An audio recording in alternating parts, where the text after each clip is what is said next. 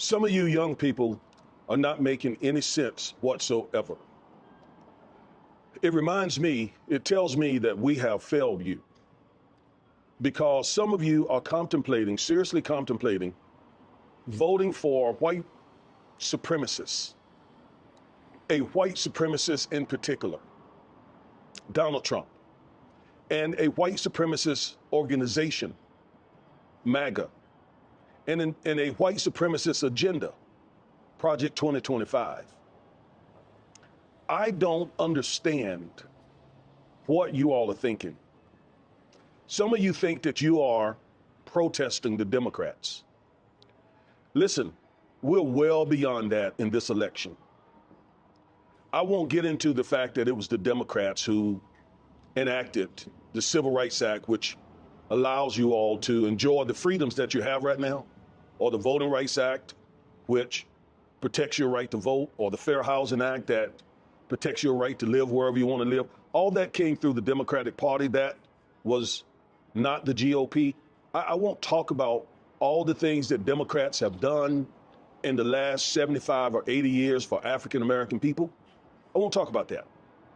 Let me just talk about the fact that you're voting for somebody who is as vile and despicable as people like Jefferson Davis, Robert E. Lee, Lester Maddox, George Wallace, David Duke. I mean, reprehensible people who despise your guts.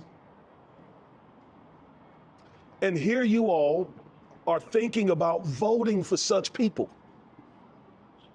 And it's because you don't have a point of reference. You're young. You probably don't know the people that I just mentioned. And that's part of the problem. You don't know Robert E. Lee. You don't know Jefferson Davis. You don't know who George Wallace is. You don't know who Lester Maddox was. You don't know Jesse Helms. You don't know Strom Thurmond. You don't know these people. But those are the people that you are about to vote for. You're voting for their descendants. You're voting for their descendants, and they are sworn. They have sworn to do everything they can to keep you and me, people like us, melanated people, from having any sort of progress. We have been fighting these people for 400 years. And here you are about to vote for them and make a huge mistake. A lot of you didn't vote in 2016. Trump thanked you for not voting or for voting him. And what did he do? Oh my God. He appointed 3 of the most right-wing justices on the United States Supreme Court. And for the next 30 or 40 years, those justices are going to be on the court dismantling every freaking benefit, every right, every doggone law that we have fought and obtained over the last, again, 70, 80 years. So you talk about the Civil Rights Act, they're going after that. The Voting Rights Act, they've already basically gutted that. The Fair Housing Act, Trump tried to get rid of that in his first administration. The 14th Amendment, which gives us citizenship rights, due process rights, equal protection under the law, they're going after that. And you, young people, when I say young people, some of you are older, some of you are old enough to know better. You're in your 40s and 50s.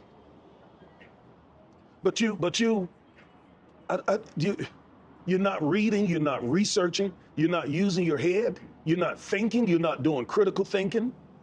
You have been, and I'm actually being nice right here, you have been victimized by disinformation.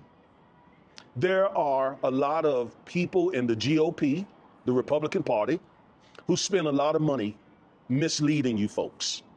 They spend a lot of money.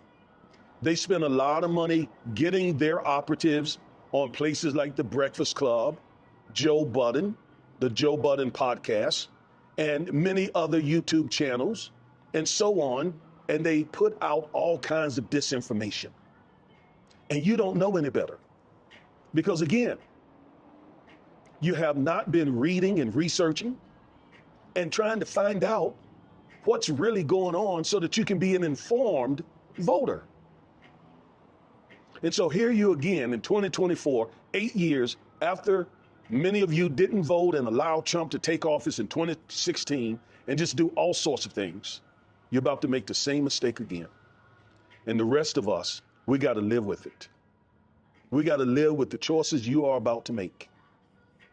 And that's so freaking sad, and it's frustrating, quite frankly. Because we don't need to go back. We don't need to let them take us back, make America great again. What is that other than going back to Jim Crow? And yet you're empowering them to do that. I'm talking to you, younger African-American men especially, who are about to vote for a white supremacist over a black woman. You're out here saying she's not black. You're out here saying all kinds of things against her. And yet the alternative is an avowed white supremacist who despises you as a black person. Make it make sense. Make it make sense.